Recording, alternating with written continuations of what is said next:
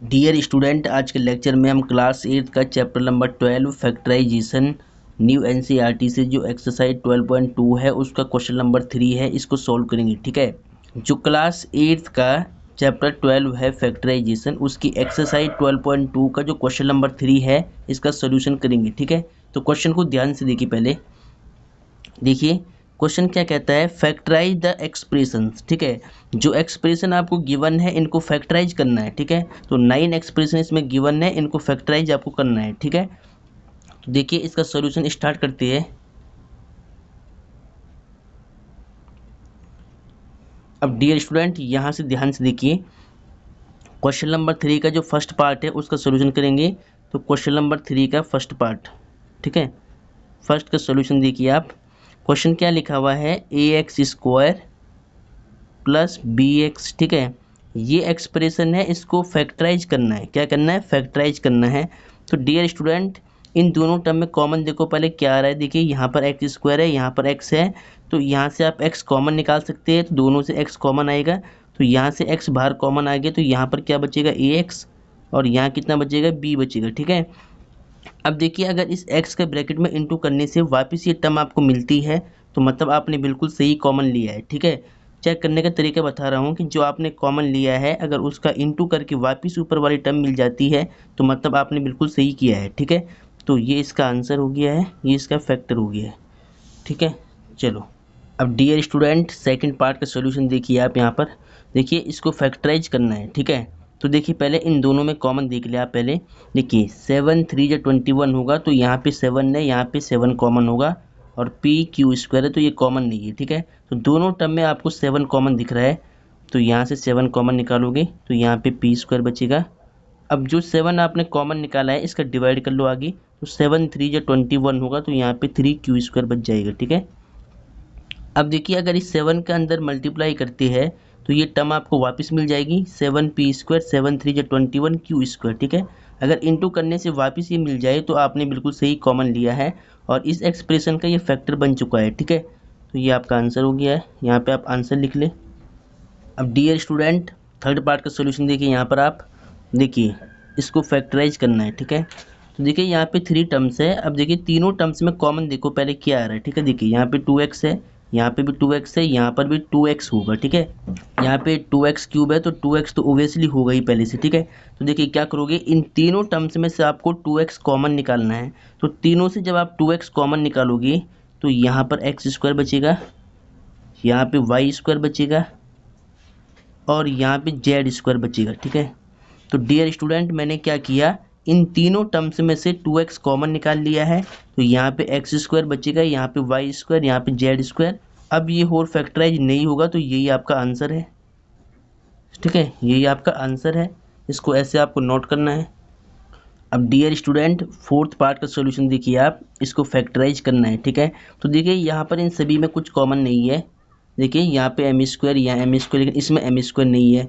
तो अब आपको देखिए पेयर बना के अगर हम देखते हैं तो पेयर बना के कॉमन मिलेगा आपको। ठीक है, देखिए फर्स्ट वाले पेयर में एम स्क्वायर कॉमन है, सेकंड वाले पेयर में एन स्क्वायर कॉमन है। देखिए आपको पेयर बना के कॉमन लेना है। ठीक है, आपको पेयर बना के कॉमन लेना है। तो देखिए सबसे पहले फर्स्ट वाले पेयर में से एम स्क्वायर कॉमन है, तो यहाँ से एम स्क्वायर कॉमन निकाल लो, यहाँ पे ए बचेगा और यहाँ पे बी बचेगा। ठीक है, अब देखिए जो फर्स्ट वाले ब्रैकेट में बचता है ना टर्म, वही आपको थोड़ा दूरी पे कॉपी कर लेनी है, ए प्लस में बी। ठीक है, ट्रिक बता रहा हूँ आपको। ठीक है, अब देखिए यहाँ प्लस है तो यहाँ पे प्लस लिखना है।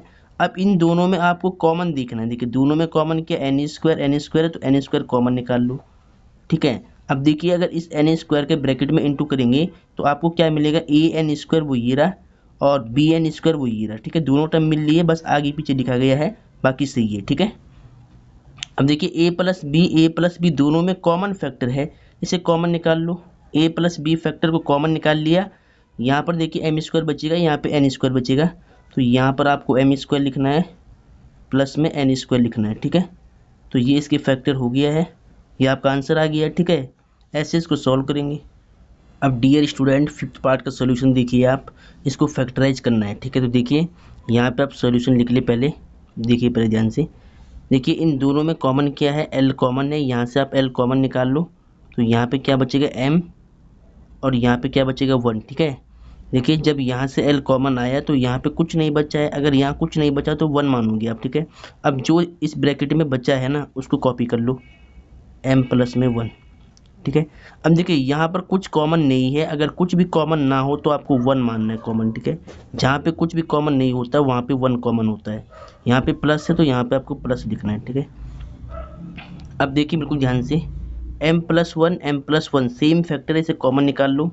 m+1 को आपने कॉमन निकाल लिया, यहाँ पे l बचेगा, यहाँ पे 1 बचेगा प्लस का, तो l प्लस में 1, ठीक है।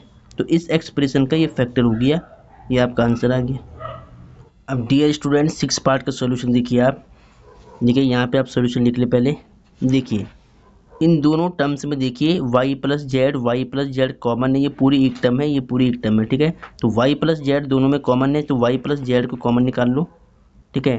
तो जैसे ही आपने ये ब्रैकेट कॉमन निकाला दोनों से, तो यहाँ पे क्या बचेगा y और यहाँ पे क्या बचेगा 9, तो y+9, ठीक है। ये आपका आंसर आ गया, यहाँ पे आंसर लिख ले।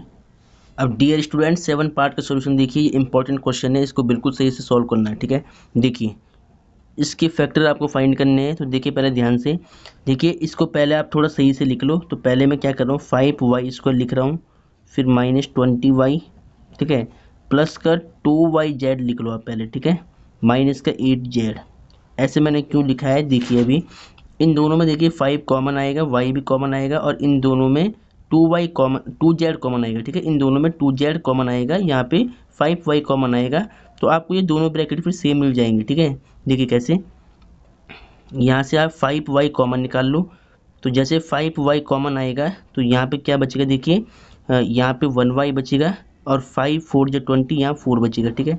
अब देखिए जो इस ब्रैकेट में बचा है ना उसको आपको कॉपी करना है थोड़ा दूरी पर, तो y-4 आपने कॉपी कर लिया। अब देखिए यहाँ पे प्लस का सिंबल है, यहाँ पे प्लस लिखना है। इन दोनों नंबर में से कॉमन क्या आएगा देखिए, यहाँ पे 2z है और यहाँ पर भी 2z होगा, क्योंकि 2 4 जो 8 होता है, तो यहाँ पे भी 2z होगा।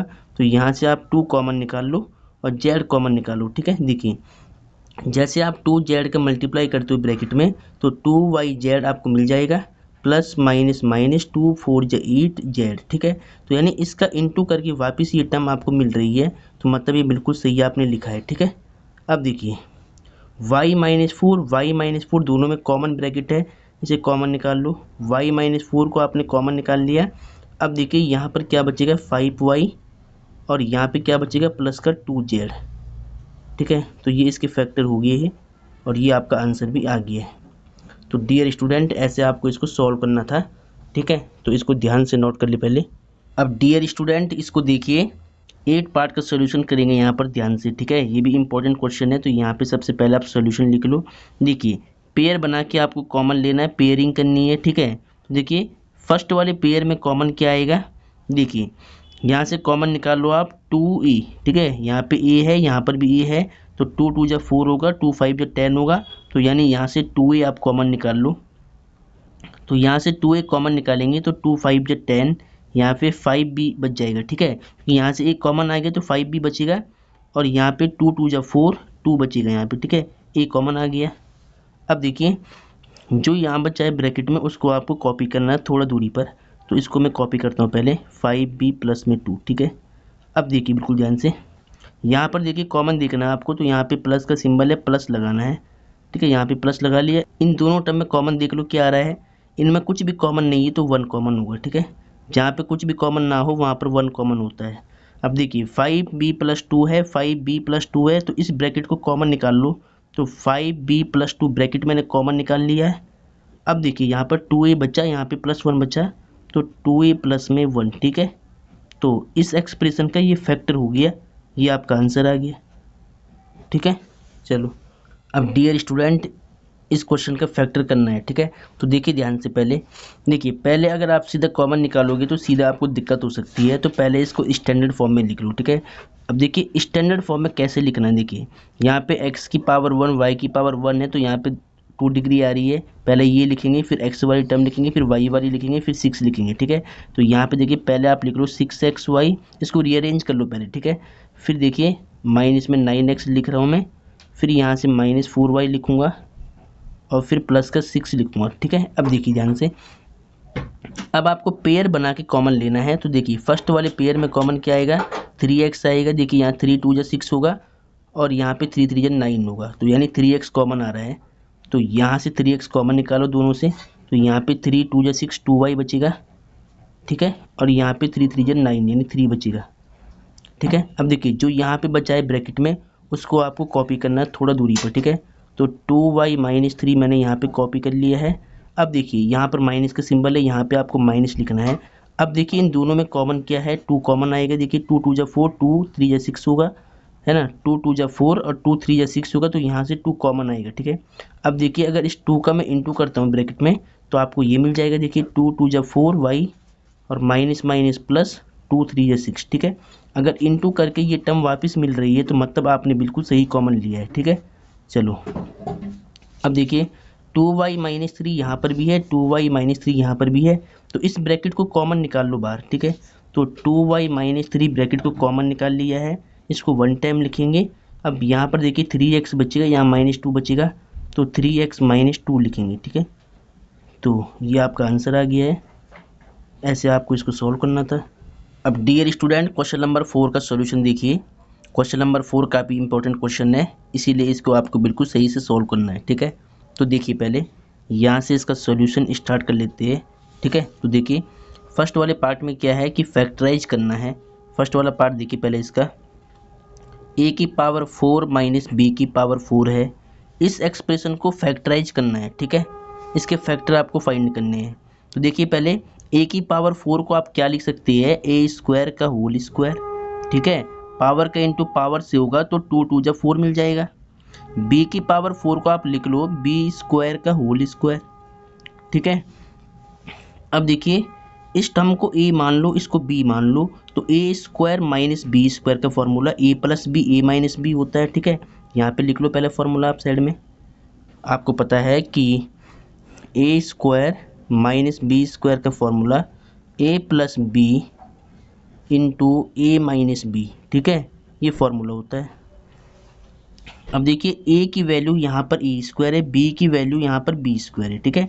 b की वैल्यू यहाँ पर क्या है, बी स्क्वायर है, तो a square plus b square होगा, ठीक है। a plus b into a minus b, a square minus b square होगा, ठीक है।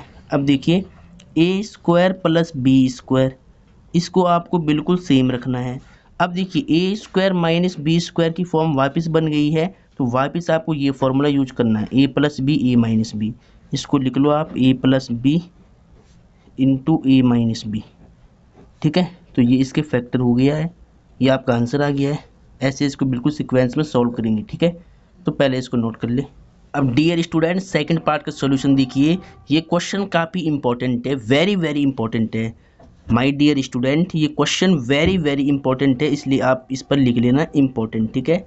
वेरी वेरी इंपॉर्टेंट है, एग्जाम में कई बार रिपीट है, ठीक है। तो देखिए पहले ध्यान से, तो डियर स्टूडेंट p की पावर 4 है, इसको आप लिख सकते हैं p स्क्वायर का होल स्क्वायर, ठीक है। पावर का इंटू पावर से होगा तो 2 2 जा 4 मिल जाएगा। अब देखिए 81 लिखा है, इस 81 को आप लिख सकते हैं 3 की पावर 4, ठीक है। 3 की पावर 4 का मतलब क्या होता है, 81 होता है, ठीक है। जैसे अगर आप 3 को इंटू करते हैं 4 टाइम, तो देखिए यहाँ पर 3 3 जा 9 और 9 3 जा 27 और 27 3 जा कितना होता है, 81 होता है, ठीक है। तो इस 81 को लिख सकते हैं 3 की पावर 4, ठीक है। 3 यहाँ पर देखिए 4 टाइम है, तो 3 की पावर 4 81 को लिखा जा सकता है, ठीक है। अब देखिए यहाँ पर p स्क्वायर का होल स्क्वायर, इसको आप सेम रख लो। अब देखिए 3 की पावर 4 है, इसको भी आप ऐसे लिख लो 3 का स्क्वायर इसका होल स्क्वायर, ठीक है। 2 2 जा 4 हो जाएगा, ठीक है। अब ऐसे मैंने क्यों लिखा, देखिए इस ब्रैकेट वाली वैल्यू को a मान लो, इसको b मान लो, तो a square minus b square की फॉर्म बनी हुई है।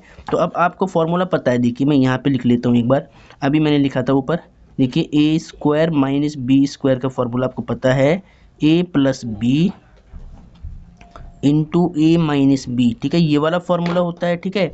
अब देखिए इसमें a की वैल्यू p स्क्वायर है, b की वैल्यू 3 का स्क्वायर है, ठीक है। यहाँ पर आपको फिल करनी है वैल्यूज, देखिए a प्लस बी की वैल्यू 3 का स्क्वायर है इंटू ए माइनस बी, तो p स्क्वायर माइनस का 3 का स्क्वायर, ठीक है। a की वैल्यू p स्क्वायर है, b की वैल्यू 3 का स्क्वायर है, ठीक है। अब देखिए इसको आपको सेम रखना है, पी स्क्वायर प्लस में 3 का स्क्वायर। यहाँ पर देखिए p को e मान लो और 3 को b मान लो, a square minus b square का फॉर्मूला दोबारा अप्लाई कर लो, ठीक है, ये वाला फॉर्मूला दोबारा अप्लाई कर लो। तो a प्लस बी यानी p plus 3 into p minus में 3, ठीक है, a plus b a minus b का फॉर्मूला यहाँ पे अप्लाई कर लिया, ठीक है। अब ये और ज़्यादा फैक्टराइज नहीं हो सकता है, तो यही आपका आंसर है, ठीक है। ऐसे आपको इसको सॉल्व करना है। क्वेश्चन काफ़ी इंपॉर्टेंट है, इसको नोट कर ले पहले। अब डियर स्टूडेंट थर्ड पार्ट का सॉल्यूशन देखिए, ये क्वेश्चन में काफ़ी इंपॉर्टेंट है, इसको भी आपको सही से नोट करना है, ठीक है। तो देखिए पहले यहाँ पे सॉल्यूशन लिख लो आप, ठीक है। अब देखिए ध्यान से, इस x की पावर 4 को आपको लिखना है एक्स स्क्वायर का होल स्क्वायर, ठीक है। पावर के इंटू पावर से 4 हो जाएगा, ठीक है। अब देखिए y प्लस जेड को भी आप लिख लो, y प्लस जेड का स्क्वायर और इसका भी होल स्क्वायर, ठीक है। पावर के इंटू पावर से होगा तो 2 2 जब 4 मिल जाएगा, y प्लस जेड की पावर आपको 4 मिल जाएगी, ठीक है। चलो अब इस टर्म को आप e मान लो, इसको b मान लो पूरे को, ठीक है, ब्रैकेट को पूरे को आप b मान लो। तो a square minus b square का फॉर्मूला अप्लाई कर लो। तो ये क्या होगा, देखिए पहले आप लिख लो यहाँ पर a square minus b square होता है a plus b into a minus b, ठीक है। अब देखिए a की वैल्यू यहाँ पर क्या है एक्स स्क्वायर प्लस b की वैल्यू क्या है y प्लस जेड का होल स्क्वायर, पूरी वैल्यू है अंदर वाली, तो y प्लस जेड का होल स्क्वायर, ठीक है। a प्लस बी हो गया। अब आएगा a माइनस बी, ए की value x square minus b की वैल्यू y प्लस जेड का होल स्क्वायर, ठीक है, y प्लस जेड का होल स्क्वायर b की वैल्यू। अब देखिए इस एक्सप्रेशन को आपको सेम रखना है, x plus y plus z का होल स्क्वायर, इसको आपको अभी सेम रखना है। यहाँ पे देखिए ध्यान से, इसको a मान लो, इसको b मान लो, वापस ये फॉर्मूला यूज कर लो a square minus b square का। तो a प्लस बी, ए की वैल्यू x है, b की वैल्यू y प्लस जेड होगी। अब तो a plus b into a minus b, a की वैल्यू x माइनस बी की वैल्यू क्या है y प्लस जेड है। तो अब इस माइनस का भी अंदर इंटू होगा, तो माइनस का y माइनस का जेड बन जाएगा, ठीक है। तो डियर स्टूडेंट इसको थोड़ा आप सही से लिख सकते हैं। पहले मैं लिख रहा हूँ x माइनस वाई माइनस में z, फिर आप लिख लो x plus y plus z, और फिर इस ब्रैकेट को लिख लो आप x square plus y plus z का होल स्क्वायर, ठीक है। तो डियर स्टूडेंट इस क्वेश्चन का जो फैक्टर है वो ये आपके पास हो गया है, ठीक है, ये आपका आंसर आ गया है। ऐसे आपको इसको नोट करना है, ठीक है। तो पहले इसको आप नोट कर ले। अब डियर स्टूडेंट फोर्थ पार्ट का सॉल्यूशन देखिए आप, क्वेश्चन नंबर 4 का, ठीक है। देखिए ध्यान से, इस नंबर को भी आप लिख लो ऐसे ही। देखिए x की पावर 4 है, इसको आप लिख सकते हैं एक्स स्क्वायर का होल स्क्वायर, ठीक है।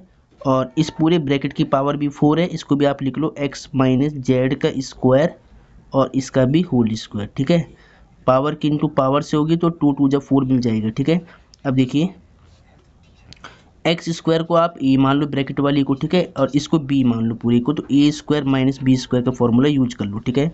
अब आपको फॉर्मूला पता है कि a square minus b square is equal to a plus b into a minus b होता है, ठीक है। अब देखिए ए की वैल्यू क्या है एक्स स्क्वायर, बी की वैल्यू क्या है एक्स माइनस जेड का होल स्क्वायर, ए बी की वैल्यू आपको यहाँ पे रखनी फॉर्मूले में, ठीक है। तो x square plus x minus z का स्क्वायर, ठीक है, ए प्लस बी हो गया। अब ए माइनस बी आएगा तो ए की value x square minus b की वैल्यू क्या है एक्स माइनस जेड का होल स्क्वायर, ठीक है। अब डियर स्टूडेंट यहाँ पर देखिए एक्स स्क्वायर है, ठीक है, इसको आप सॉल्व कर सकते हैं, ठीक है। यहाँ पर खोल लो ए माइनस बी का होल स्क्वायर, इसको ए मान लो, इसको बी मान लो। आपको पता है फॉर्मूला कि ए माइनस बी का होल स्क्वायर क्या होता है, देखिए a square minus 2ab plus b square, ठीक है। तो अब देखिए ए की वैल्यू एक्स स्क्वायर और बी की वैल्यू कितनी होगी प्लस बी स्क्वायर यानी जेड स्क्वायर, फिर होता है माइनस 2ab, तो 2 की वैल्यू 2 सेम रहेगा, ए की वैल्यू एक्स बी की वैल्यू जेड, ठीक है। पहले मैंने क्या किया, देखिए ये वाली टर्म को मैंने पहले लिख दिया, इसको बाद में लिख दिया, ठीक है। A square b square minus 2ab की फॉर्म में इसको एक्सपेंड कर लिया। अब यहाँ पे देखिए इस टर्म को ए मान लो, इसको बी मान लो, तो a square minus b square, यही वाला फॉर्मूला यहाँ पे अप्लाई कर लो दोबारा, तो ए प्लस बी, ए एक्स है, बी क्या है, एक्स माइनस जेड है, तो ए plus b into a minus B. अब देखिए यहाँ पे माइनस आ रहा है, ए माइनस बी होता है यहाँ पर। अब इसके आगे वाली जो टर्म है इनका सिंबल चेंज हो जाएगा, ठीक है। तो माइनस का एक्स माइनस ये माइनस प्लस का जेड, ठीक है, प्लस का जेड। देखिए यहाँ पे माइनस आ रहा था, तो माइनस के आगे जो ये दोनों टर्म आएंगी तो इनकी सिंबल भी चेंज हो जाएंगी माइनस के कारण। तो ये माइनस का एक्स बन जाएगा, ये माइनस और ये माइनस प्लस बन जाएगा, ठीक है। चलो अब देखिए एक्स स्क्वायर ये होगा 2x² ऐड करके, ठीक है। अब देखिए पहले मैं क्या लिख रहा हूँ, माइनस का 2xz लिख लो आप, 2xz, ठीक है, जेड है ये, फिर प्लस का लिख दिया मैंने z², ठीक है। ऐसे भी लिख सकते हैं, कोई दिक्कत नहीं है। अब यहाँ पर देखिए ये x है, ये x है, तो x 2x हो जाएगा और माइनस में z, ठीक है। अब यहाँ पर देखिए x से x कट हो जाएगा, ठीक है, यहाँ पे z बचेगा इनटू में z, ठीक है। अब आप इसको सही से लिख सकते हैं। देखिए पहले मैं क्या कर रहा हूँ, 2x माइनस जेड वाली टर्म लिख रहा हूँ, ठीक है, और इस जेड को आप बाहर रख दो ऐसे, और फिर आप लिख लो 2x² माइनस 2xz, फिर प्लस में z², ठीक है। तो डियर स्टूडेंट, इस एक्सप्रेशन का जो फाइनली आपके पास फैक्टर आया है वो ये वाला फैक्टर आया है, ठीक है। ये आपके बिल्कुल राइट आंसर है। ऐसे आपको इसको सॉल्व करना था, तो पहले इसको नोट कर ले।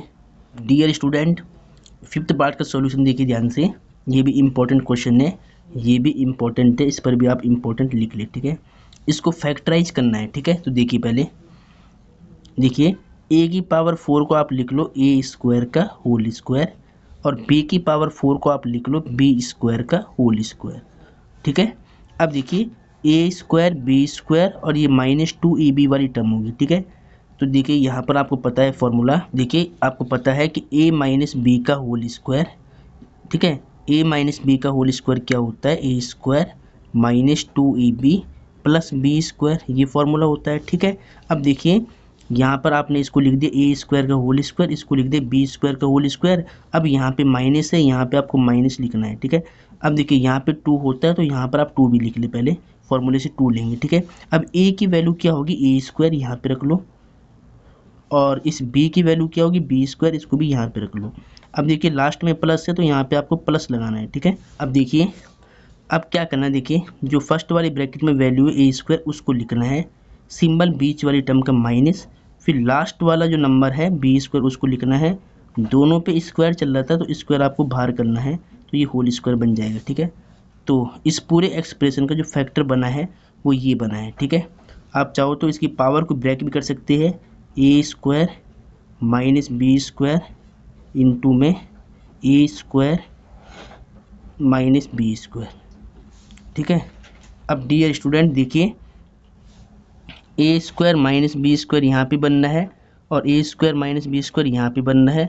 आप चाहो तो इसको और फैक्टराइज भी कर सकते हैं, ठीक है। देखिए a² माइनस b² क्या होता है, ये होता है a plus b into e minus b, और यहाँ पर भी देखिए a² माइनस b² क्या होता है, a plus b into a minus b, ठीक है। डियर स्टूडेंट, अगर आपको इसको थोड़ा से और सॉल्व करना है, ठीक है, अगर आपको अपना आंसर बुक से मैच करना है, तो देखिए यहाँ a प्लस बी लिखा है, यहाँ पर a प्लस बी लिखा है, तो देखिए ये टर्म यहाँ पे 2 टाइम लिखी है, तो इस टर्म को आप लिख सकते हैं a प्लस बी का होल स्क्वायर, ठीक है। अब यहाँ a माइनस बी लिखा है, यहाँ पर a माइनस बी लिखा है, ये सेम टर्म 2 टाइम है, तो यहाँ पर भी आप a माइनस बी का होल स्क्वायर लिख सकते हैं, ठीक है। तो ये भी आपका आंसर राइट है, और ये भी आपका राइट आंसर है। आप चाहो तो आंसर यहाँ पर भी छोड़ सकती है, ठीक है। तो देखिए a प्लस बी 2 टाइम था, तो इसका स्क्वायर लिख दिया है, a माइनस बी 2 टाइम था, तो इसका स्क्वायर लिख दिया है, ठीक है। तो ये आपका आंसर हो गया है। अब इसको नोट कर ले आप। अब डियर स्टूडेंट, क्वेश्चन नंबर 5 को देखिए ध्यान से। Question number 5 most important question है, ये एग्जाम में कई बार रिपीट है, ठीक है। इस चैप्टर से ज़्यादातर यही क्वेश्चन एग्जाम में आते हैं, ठीक है। देखिए पहले फैक्टराइज द फॉलोइंग एक्सप्रेशंस, ठीक है। Factorise the following expressions, p² plus 6b plus 8 है, q² माइनस 10q प्लस 21 है, p² प्लस 6 माइनस में 16 है। इनको फैक्टराइज करना है, ठीक है। तब देखिए यहाँ पे सॉल्यूशन स्टार्ट करते हैं। फर्स्ट पार्ट का सॉल्यूशन देखिए आप, p² प्लस में 6p प्लस में 8 है, इसका सॉल्यूशन करना है, ठीक है। तो देखिए ध्यान से, देखिए फर्स्ट वाला नंबर जो p² है ये तो स्क्वायर बनना है, लेकिन लास्ट वाला जो 8 है वो परफेक्ट स्क्वायर नंबर नहीं होता है, ठीक है। देखिए जो लास्ट वाला नंबर 8 है ये किसी नंबर का परफेक्ट स्क्वायर नंबर नहीं है और न ही 8 किसी नंबर का स्क्वायर होता है, ठीक है। अगर फर्स्ट वाला नंबर और लास्ट वाला नंबर किसी नंबर का परफेक्ट स्क्वायर ना हो तो हम यहाँ पर यूज करते हैं by splitting the middle term, ठीक है। जो ये मेथड है फैक्टराइजेशन का, by splitting the middle term, ये वाला मेथड हम यूज करेंगे अगर फर्स्ट वाली टर्म और लास्ट वाली टर्म अगर किसी नंबर का स्क्वायर नहीं है, परफेक्ट स्क्वायर नहीं है तब, ठीक है। तो देखिए फर्स्ट वाली नंबर ये पी स्क्वायर है, लास्ट वाली क्या है 8 है। अब देखिए जो फर्स्ट वाला नंबर पी स्क्वायर है और लास्ट वाला 8 है, ये किसी नंबर का स्क्वायर नहीं है। अगर स्क्वायर नहीं है तो आपको यहाँ पर यूज क्या करना है, by splitting the middle term, ठीक है। जो मेथड है फैक्टराइजेशन का, by splitting the middle term, by splitting the middle term, ठीक है। मिडल टर्म को ब्रेक करके आपको इसके फैक्टर फाइंड करने हैं, तो by splitting the middle term. अब देखिए by splitting the middle term में क्या होता है बेसिकली, देखिए ध्यान से, जो लास्ट वाली टर्म है जो पी स्क्वायर का कोफिशिएंट होगा उसका इनटू होता है, ठीक है। तो यहाँ पे कोई नंबर नहीं है इसके साथ भी, तो 1 मान लो आप। तो यहाँ पर आपको क्या करना है, पी स्क्वायर का कोफिशिएंट 1 है और यहाँ 8 है, इसका मल्टीप्लाई कर लो, 8 1 जा 8। अब इस 8 के ऐसे 2 फैक्टर आपको निकालने हैं जिनको ऐड करके, देखिए लास्ट वाले नंबर पे ऐड के सिंबल है, तो ऐड करके आपको मिडल टर्म यानी 6 मिलना चाहिए, ठीक है। देखिए पहले 4 इंटू में 2, 4 2 जा कितना होता है 8 होता है। अगर 4 में हम 2 ऐड करेंगे तो डियर स्टूडेंट हमें 6 मिल जाएगा, ठीक है। तो दोनों कंडीशन फुलफिल होनी चाहिए, ठीक है। इनटू करके 8 मिलना चाहिए और इन दोनों को ऐड करके जो मिडल टर्म है वो मिलना चाहिए, ठीक है। अगर ऐड का सिंबल है तो ऐड करके, अगर माइनस का होता तो माइनस करके चाहिए, ठीक है। अब देखिए पी स्क्वायर को आपको बिल्कुल सेम लिखना है, प्लस इस 6 को आप क्या लिखेंगे, 4 + 2 या 2 + 4, ठीक है। तो मैं यहाँ लिखता हूँ 2 + 4 इंटू में पी है तो यहाँ पर पी सेम लिखना है, ठीक है। ये पी है इसको सेम लिखना है और प्लस में 8 है इसको भी सेम लिखना है। अब देखिए इसके बाद क्या करना है, पी स्क्वायर आपने लिख लिया है, अब इस पी का मल्टीप्लाई करना है ब्रैकेट में, 2p प्लस पी का 4 से भी मल्टीप्लाई होगा तो 4p प्लस में 8, ठीक है। अब डियर स्टूडेंट आपको पेयर बना के कॉमन लेना है, ठीक है। तो देखिए फर्स्ट वाले पेयर में कॉमन क्या है, p कॉमन है, यहाँ पी स्क्वायर है, यहाँ p है, तो यहाँ से एक p बाहर कॉमन निकाल लो, यहाँ पे p बचेगा और यहाँ पे 2 बचेगा, ठीक है। अब जो इस ब्रैकेट में बचा है वही आपको कॉपी करना थोड़ा दूरी पर, p + 2, ठीक है। अब देखिए यहाँ पर प्लस का सिंबल है, यहाँ पे आपको प्लस लिखना है। इन दोनों टर्म में कॉमन देख लो, अब क्या आएगा, 4 कॉमन आएगा, तो आपने 4 रख दिया, ठीक है। अगर इस नंबर का इनटू करके वापस ये टर्म मिल रही है तो मतलब आपने बिल्कुल सही कॉमन लिया। देखिए 4p 4 2 जा 8, ठीक है। तो इसका इनटू करके ये वापस मिल रहा है तो मतलब आपने सही कॉमन लिया है, ठीक है। अब देखिए p + 2 सेम फैक्टर, इसे कॉमन निकाल लो, p + 2 फैक्टर आपने कॉमन निकाल लिया है। अब यहाँ p बचेगा, यहाँ प्लस का 4 बचेगा, तो p + 4 आप ऐसे लिख देंगे ब्रैकेट में, ठीक है। तो ये आपका आंसर आ गया, ठीक है। ये इसके फैक्टर हो गया है, ऐसे आपको इसको सॉल्व करना था। अब डियर स्टूडेंट इसका सेकंड पार्ट देखिए आप, देखिए ये नंबर भी किसी का स्क्वायर नहीं होता है, तो आपको भी इसको क्या करना है, by splitting the middle term से सॉल्व करना है। तो देखिए ये नंबर भी किसी का स्क्वायर नहीं होता है, तो आपको यहाँ पर भी by splitting the middle term use करनी है, ठीक है। तो आपको कौन सा मेथड यूज करना है, यहाँ लिख लो पहले, by splitting the middle term, by splitting the middle term, ठीक है। ये फैक्टराइजेशन का एक मेथड है, तो इसको आपको याद रखना है, by splitting the middle term, ठीक है। अब देखिए ध्यान से, देखिए इसमें क्या होगा, देखिए जो क्यू स्क्वायर का कोफिशिएंट होगा जो लास्ट वाली टर्म होता है उसका मल्टीप्लाई कराती है, ठीक है। तो क्यू स्क्वायर का कोफिशिएंट यहाँ कुछ नहीं है तो 1 मान लो, 1 इंटू में 21, 1 इंटू में 21, 21 1 जा 21 होगा। अब 21 के ऐसे 2 फैक्टर आपको चाहिए जिनको ऐड करके 10 मिलता हो। देखिए 3 इंटू में 7 होगा, देखिए 3 7 जा 21, अगर 3 में 7 ऐड करेंगे तो आपको 10 मिल जाएगा, ठीक है। अगर 3 में ऐड करेंगे तो आपको ये मिडल टर्म 10 मिल जाएगी और दोनों रिक्वायरमेंट फुलफिल होगी, ठीक है। इंटू करके आपको 27 मिलना चाहिए था और ऐड करके आपको मिडल टर्म 10 मिलनी चाहिए थी, तो दोनों ही मिल रहा है, ठीक है। अब देखिए यहाँ पे क्यू स्क्वायर है, इसको आपको सेम रखना है, माइनस इस 10 को आपको लिखना है 3 + 7, ठीक है। तो इस 10 की वैल्यू क्या बनी है, 3 + 7। अब यहाँ पर क्यू है तो यहाँ पर क्यू सेम लिखना है, जो बाहर 21 है उसको भी आपको सेम लिख लेना है, ठीक है। अब देखिए पहले क्यू स्क्वायर माइनस का इंटू करना है, क्यू का इंटू करना है, तो -3q minus plus minus 7q plus में 21, ठीक है। अब डियर स्टूडेंट आपको पेयर बना के कॉमन लेना है।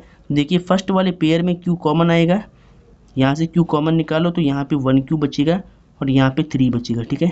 अब देखिए जो इस ब्रैकेट में बचता है ना वही आपको कॉपी करना थोड़ा दूरी पर। q-3 है तो यहाँ पर भी लिख लो आप q-3, ठीक है। अब देखिए यहाँ पर माइनस का सिंबल है, यहाँ पर आपको माइनस लिखना है सीधा, ठीक है। अब देखिए इन दोनों नंबर में कॉमन निकालना है। अब देखिए यहाँ पर 7 है तो आपको यहाँ पे 7 ही लिखना है, ठीक है।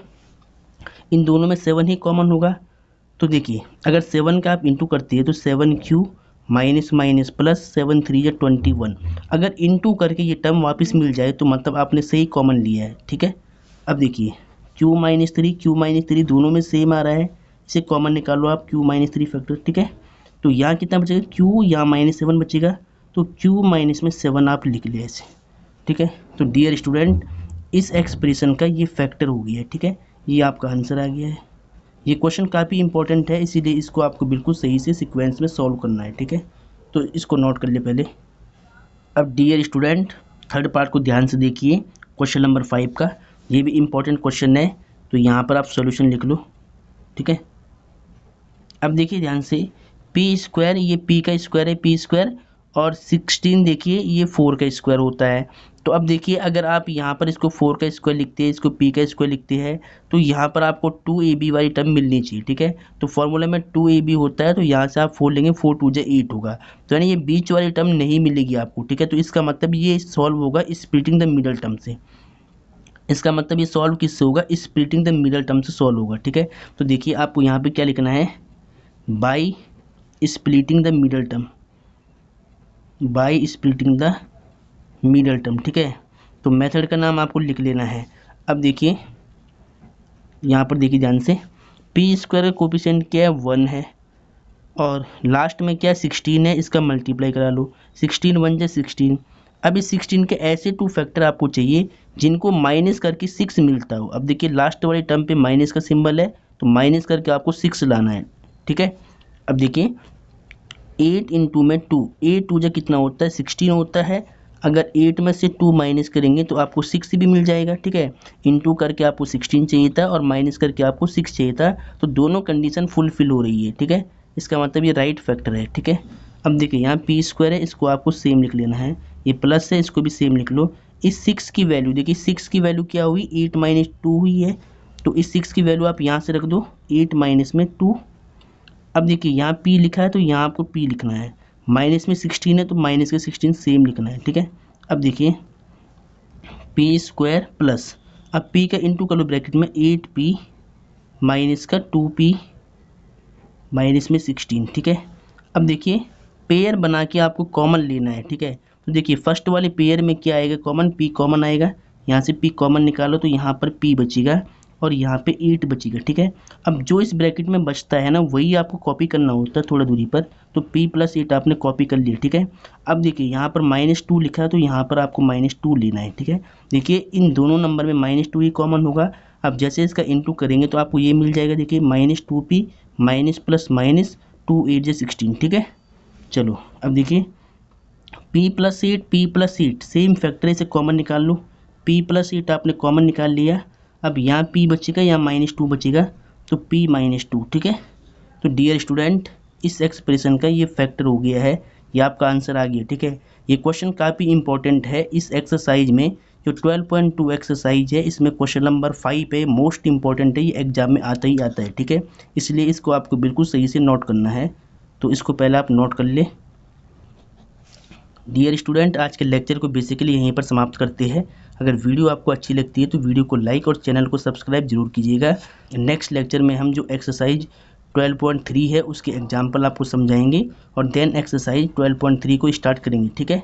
तो आपको सारे फॉर्मूले याद करने हैं और उनको रिपीट करते रहना है, ठीक है। चलो।